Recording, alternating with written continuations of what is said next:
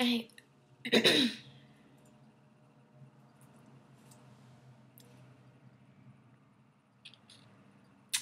I think what's grabbing me is how hard it is for everyone to let go and believe. It's just so ingrained in us, and I guess I don't know.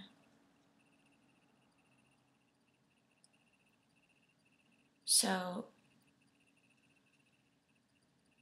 one thing I'm noticing about myself is that I am listening to myself more. And I think Susan Cain's book has had a lot to do with that. That I'm finding my own voice more legit for myself. And in listening to my voice, the publicity is not settling well. And I think that's natural.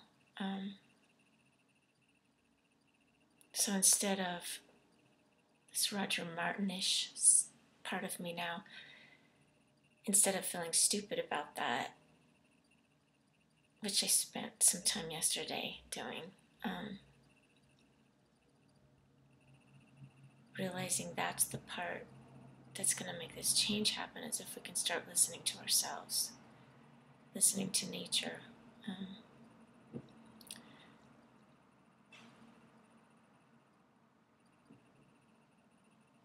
So what I'm wanting to do now, I think, is maybe another draft of the book, just completely fresh, and try to be focused so that scared people can get it, I guess. I don't know. I think it's too obscure, maybe.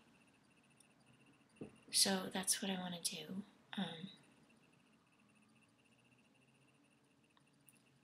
It makes so much sense in my head, and more so every day, but other people aren't seeing that, and they need to see that. So I'm going to practice it right now. The evolution of the quiet revolution. Cold turkey. Take one. The pilot year, the self-directed math, definitely realized that not enough were passionate enough to self-direct school math. So we asked permission for kids to direct their own learning. So year 2 or year 1 of the lab, kids are directing their own courses, but we find that them writing a curriculum for a whole year compromises the natural process of learning. So year 2 of the lab or whatever, 3rd year in the BU house, kids are learning for passion, signing up as independent study, and not having to declare till the end of the year. We've tweaked detox quite a bit, just have a better grip on everything, so that feels really good. We've got some good examples, and people are starting to see what happens when you set a person free.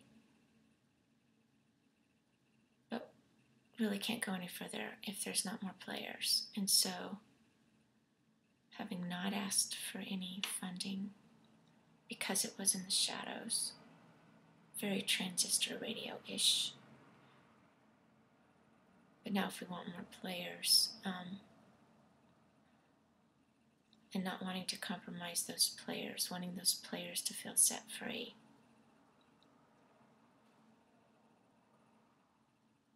That's what I'm thinking right now, why the funding needs to happen.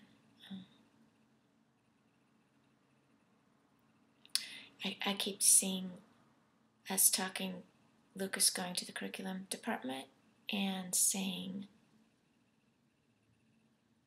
and us talking about the guy who wrote the chess curriculum and then decided it wasn't legit enough because he did it, so he decided not to go ahead with that, and us telling the curriculum department that it's not so much about anything else other than them validating a kid's self-directedness, I guess. So I'm thinking this funding is, kids aren't getting money to go to school. The spaces are there, But now that we want adults to play, and we want spaces that are away from the classroom, because I think that's part of, what Sierra shows us what happens when you come away from the classroom. That's going to need some funding, I guess. And I think that it's a different kind of validation. I think kids just need it. Kids need, per word, per action, the look of trust and belief, the space. Adults who have families to take care of